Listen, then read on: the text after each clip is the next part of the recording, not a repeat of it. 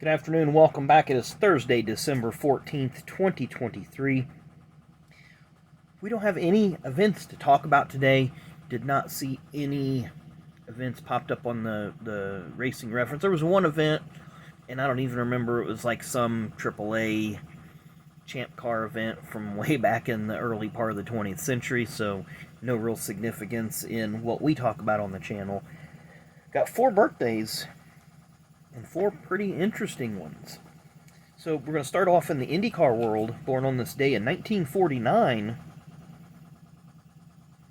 And I didn't know about this till I actually got this one card, but we'll talk about IndyCar driver Howdy Holmes.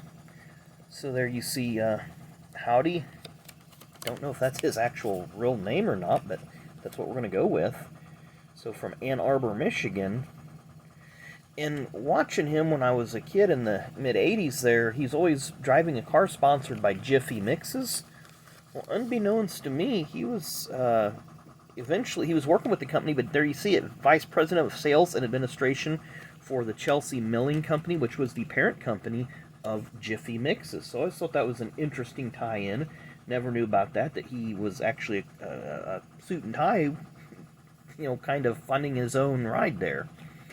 But pretty interesting. He had some good runs, but was never really with a front-of-the-line team. I think he did drive the Domino's pizza car briefly in the early 80s before it became really big. Speaking of big, next on our list, Hall of Famer, NASCAR Hall of Famer, West Coast Hall of Famer. He's an everywhere Hall of Famer. Born on this day in 1927, and if somebody give him a ride, he'd probably race it. He's Mr. Herschel McGriff. So from 2018 Donruss, Legends, a little bit about him there. He actually ran the first Southern 500 back in 1950, attempted to qualify for the first Brickyard 400 in 1994. So a lot of history there with Mr. McGriff. Up next, born on this day in 1953, you could call this guy probably the crew chief of the 90s, because everywhere he was at, which was mostly one stop, he was very successful. And most of the 90s he spent with the number 6 team with driver Mark Martin. It'd be Mr. Steve Hmiel. I know he had a brief stint at DEI in the 2000s. He had worked previously with Terry Labonte at Hagen Racing and a couple other teams prior to that. He has a really good interview on the Scene Vault podcast that goes really in depth about his career and the people that he worked with and so forth. So, you see, he was 1993 Crew Chief of the Year. So he had a lot of accolades. He just missed on getting that title. And he's kind of like Mark Martin. Didn't get that title and didn't get that Daytona 500. But he got just about everything else in between. Very successful at what he did. And I want to say he does some kind of engineering work that's very fascinating. So go find him on social media. Go listen to that Scene Vault podcast episode where they talks about his current career. And our final birthday, born on this day in 1954, sadly would pass away in 1993 of an aviation crash. Rough year for NASCAR and aviation. That'd be Mr. Alan Kulwicki. I figured I'd start with this card. That's probably one of my favorite Alan Kulwicki cards. Of course, this was the shop that Spire was in with Corey LaJoie. He did a photo shoot that was done very similar to the one that Alan had done in front of the shop with his race car and briefcase. But I don't know where that what you call it, that monument, this thing here, I don't know where that's at now. It'd be interesting to see that. But 1986, he was Rookie of the Year, he started the year driving cars owned by Bill Terry, and then he bought out Bill Terry. Sponsored by Quincy's Steakhouse. 1987, 88, 89, and 90 brought Xerox sponsorship.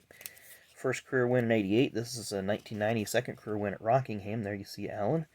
Started off 91 season, no sponsorship. The Winston R.J. Reynolds Tobacco Company came in and gave 5 drivers some money to put the armed forces on their race cars. Alan Kulwicki got the Army nod. Then later in 91, picked up the Hooter sponsorship when Mark Stahl failed to qualify in Atlanta Motor Speedway in the spring. And there you see 1992, won the championship. It was a very, very big moment. Championship trophy there. Pretty cool trophy. Of course, that's at the race, not at the banquet. And then got some of his cars. We talked about the 32 car. So he started off with number 32, then he purchased it, like I said, from Bill Terry, became 35, Quincy Steakhouse.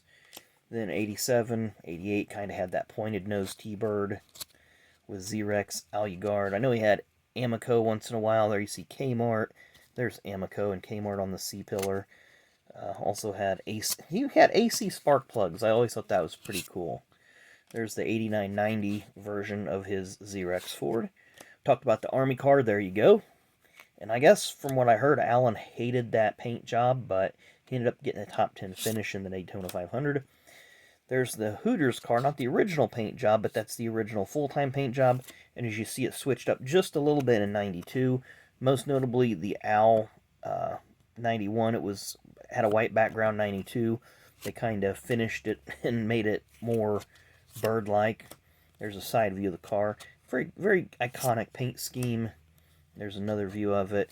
And, of course, tragically, that morning at Bristol where the hauler did the final lap around the track after Alan had lost his life in that plane crash that April morning. So anyway, hate to end on a sad note, but that's racing sometimes. Anyway, thanks again for watching. Really, really do appreciate it. Make sure you hit that like and subscribe button, and we will see you tomorrow.